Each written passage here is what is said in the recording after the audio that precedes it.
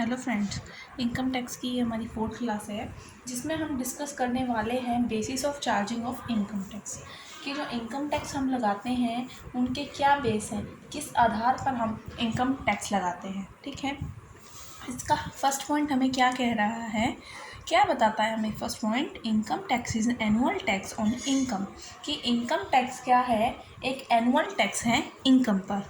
ठीक है, हमने ये पहले भी पढ़ चुका है कि ये जो इनकम टैक्स होता है ये एक एनुअल टैक्स होता है, हमने मीनिंग में पढ़ा था ये।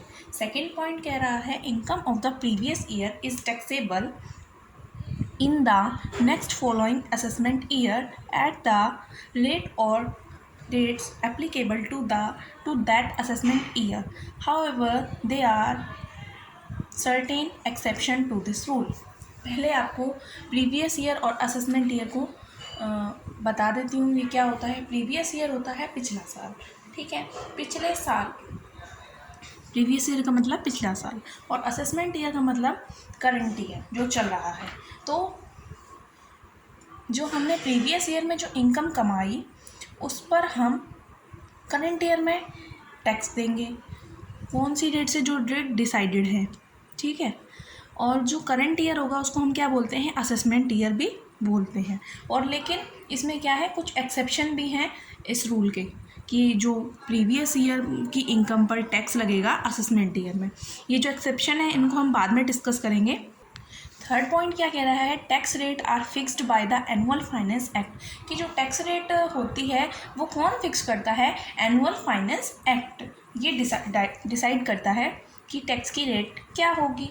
ठीक है, फोर्थ पॉइंट क्या कह रहा है, tax charge on the total income of every person computed in accordance with the provision of act, कि जो टैक्स, हमेशा आपको ये बात याद रखनी है कि टैक्स कौन सी इनकम पर चार्ज किया जाएगा, टोटल इनकम पर। ठीक है, हर पर्सन की टोटल इनकम पर टैक्स चार्ज किया जाएगा, ग्रॉस टोटल इनकम पर नहीं, और जो एक्ट के प्रोविज़न है उसके अकॉर्डिंग। फिफ्थ पॉइंट क्या कहता है, income tax is charge on the total income.